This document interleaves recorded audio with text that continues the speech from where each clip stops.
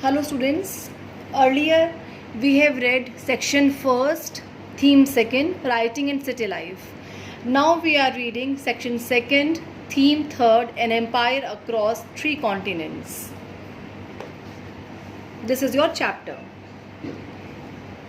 It was the ancient Roman Empire which was spread across the 3 continents, and the 3 continents were namely Europe, Asia and Africa. In this chapter we are discussing about the Roman Empire. जो chapter है an empire is the Roman Empire. This is spread into 3 continents, and the continents were Europe, Asia and Africa. At first we will discuss about the sources from which we get to know about history of this empire. First is text, second is documents, third is material remainings. जितने भी historical things होती हैं, जितने भी पुराने empires होते हैं, उनके बारे में जानने के लिए हमारे पास जो सोर्सेज होते हैं वो 3 टाइप के होते हैं. पहला है टेक्स्ट, सेकंड है documents and third is material remaining. First is text. Text वो होता है the history written by contemporaries, the history written by the scholars of that time, and this history is written in annuals. Now point second, docs. Docs is documents. Docs are inscription जो कि पत्थरों पे खुदाई के रूप में मिलते हैं या हमें कहीं भी मंदिरों में खुदाई के रूप में मिलते हैं. इसके अलावा docs on papyrus scrolls, you can see this feature. Papyrus scroll, paper पे या क्लोथ पे कुछ भी लिखकर उसको गोल घुमा के उसको सेव रखा जाता था. उसको किसी भी डब्बे में डाल के उसको सेव रखते थे. That is papyrus scrolls. And third is material remainings. Materials are building, monuments, pottery and coins. जो भी उस एम्पायर के बिल्डिंग्स बचे हुए होते हैं, जो मॉन्यूमेंट्स उन्होंने बनाए होते हैं वो बचे हैं, पॉटरी मिलती है हमें उस वक्त की, एंड मोस्ट इम्पॉर्टेंट कॉइन्स मिलते हैं हमें उस टाइम के. कॉइन सिल्वर, ब्रॉन्ज या गोल्ड के बने होते हैं तो वो ख़राब नहीं होते. जब भी कहीं पे हिस्टोरिकल कॉज को ध्यान में रख के खुदाई होती है तो हमें ये चीज़ें मिलती हैं. इन 3 तरीके से हम लोग हिस्ट्री के बारे में पता लगाते हैं किसी भी एम्पायर की. तो 3 सोर्सेज हैं from which we can get to know about history.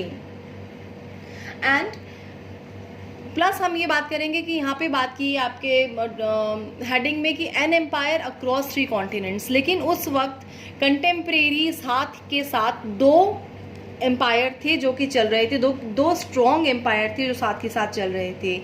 First was Roman empire and second is Iranian empire. First is Roman, second is Iranian. Roman and Iran were neighbours. They were separated by a narrow strip of land that ran along with the river Euphrates.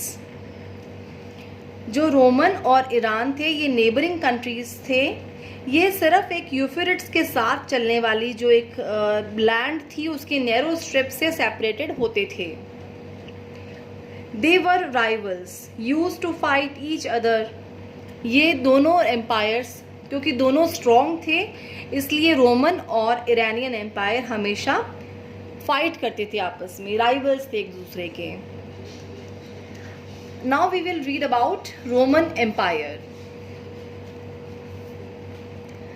The Roman empire stretched from Spain in Europe to Syria in the east, along the Mediterranean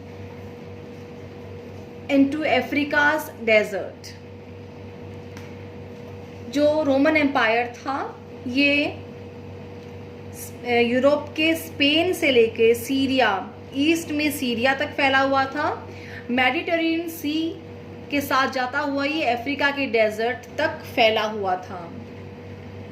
In the north, its boundaries were marked by the river Rhine and Danube.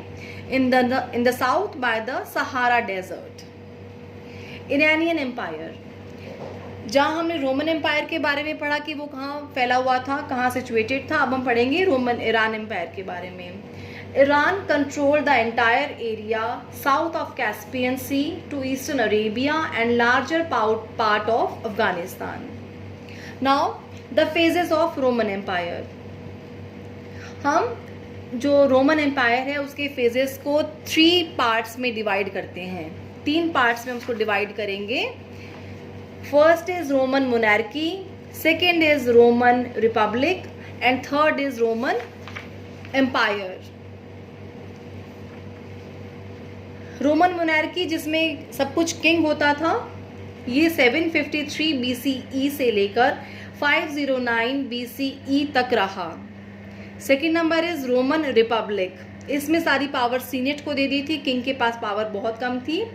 ये रहा था 506 BCE से लेके 227 BCE तक. और सबसे last में आता है रोमन एम्पायर, ये 27 BCE से लेकर 7 AD तक रहा था. रोमन एम्पायर को आगे हम डिवाइड करते हैं 3 पार्ट्स में. Early Roman empire and first is early Roman empire जो कि 27 BE से लेकर 3rd AD तक रहा था. और जो थर्ड पार्ट है इसका late Roman empire, that was continue with 4th AD to 7th AD. बीच का जो पार्ट है इसको हम बोलते हैं, जो 3rd सेंचुरी डिफरेंस क्राइसिस बोलते हैं, इसको हम बोलते हैं 3rd सेंचुरी क्राइसिस, जो कि हम यहाँ पढ़ेंगे. इस वक्त जो था पूरी कंट्री में सिविल वॉर चल रहा था, फाइट चल रही थी रोमन और ईरान के बीच में, प्लस रोम के अंदर इंटरनल जो सिविल वॉर है वो भी चल रहे थे. इसे हम 3rd सेंचुरी क्राइसिस भी बोलते हैं. Okay, now difference, next point, difference between the Roman and Iranian. जो रोम था that was much populated, Rome में पॉपुलेशन ज़्यादा थी. Iran was less populated. Secondly, Rome के अंदर एक किंग होता था पर कल्चर अलग अलग होती थी, हर कल्चर के अलग अलग मिनिस्टर्स होते थे.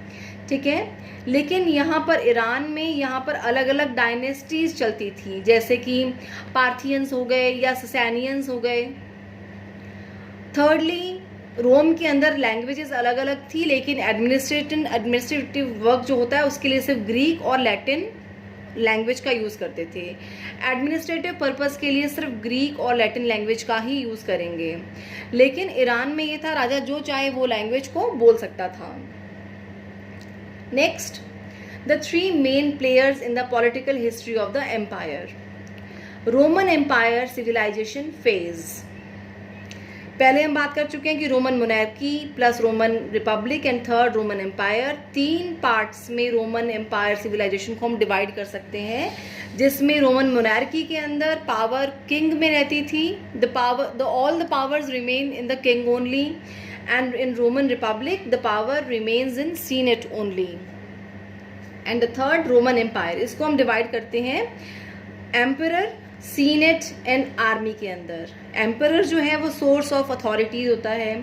Senate किसको बोलते थे? Senate is the body of wealthy families. And Army ये लोग होते थे paid and professional.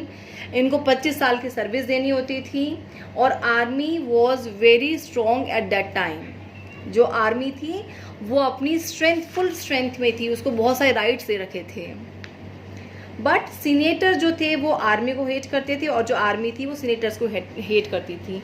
This is clear कि स्ट्रॉन्गेस्ट जो था वो एम्परर होता था, लेकिन सेकेंड पोजीशन के लिए सीनेट में और आर्मी में हमेशा कंपटीशन रहता था.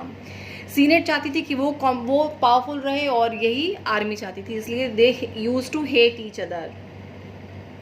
इसके बाद में आता है कि Augustan had put off the power of senate. जो ऑगस्टन किंग आए थे उन्होंने सीनेट की पावर को कम कर दिया था, उन्होंने सीनेट की पावर को ख़त्म कर दिया था. Now we will read early Roman empire.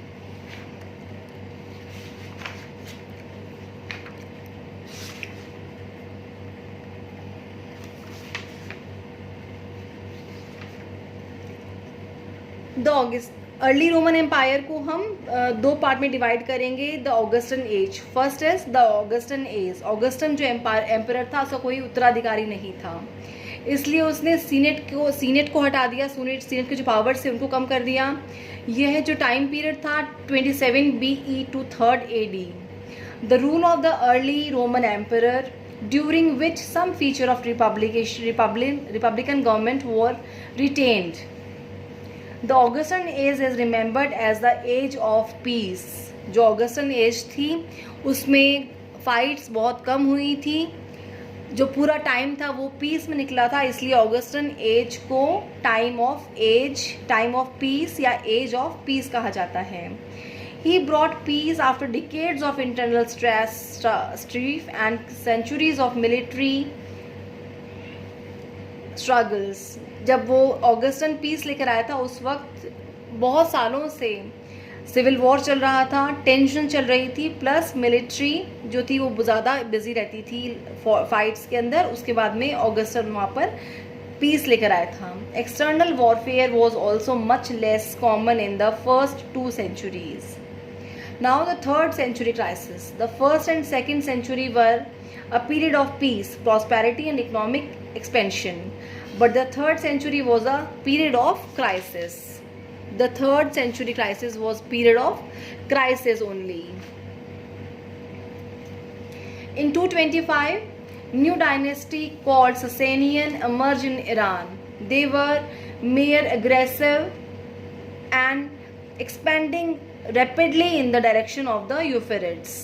225 में ईरान में नई डायनेस्टी आई ससेनियन नाम से, जो कि दे वर मोर अग्रेसिव और उनका नेचर एक्सपेंडिंग था, अपनी एम्पायर को एक्सपेंड करने के नेचर में थे वो. तो उन्होंने यूफ्रेट्स की तरफ अपने एम्पायर को फैलाने का अटेम्प्ट किया.